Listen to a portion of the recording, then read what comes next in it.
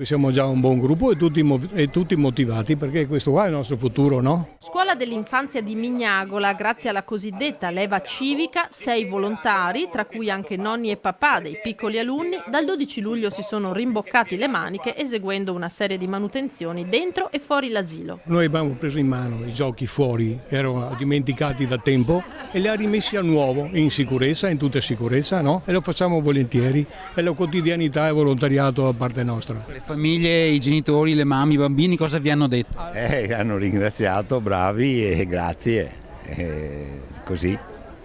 E un grazie, insomma, ripaga. Ripaga, sì, tutto. La comunità e l'amministrazione comunale, su cui iniziativa sono stati coinvolti nel progetto i volontari, hanno voluto festeggiare i lavori eseguiti e ringraziare chi ha donato il proprio tempo agli altri. I comuni purtroppo non hanno grandi risorse e magari questi piccoli, tra virgolette, piccole manutenzioni, se fatte dai cittadini, possono essere un risparmio che va a vantaggio non solo dei fruitori, in questo caso dell'asilo, ma di tutta la comunità. Sono comunque soldi, risorse che possono essere spesi comunque altrove. Se ci sarà la disponibilità dei cittadini percorreremo questa strada per altre iniziative. Di cose da fare ce ne sono tante, basta solo aver buona volontà e ovviamente dedicare del proprio tempo a favore di tutti.